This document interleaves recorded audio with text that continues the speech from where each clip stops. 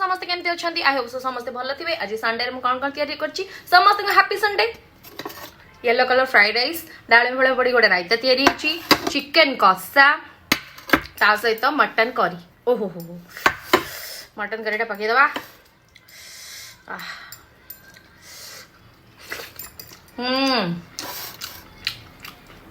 chicken कसा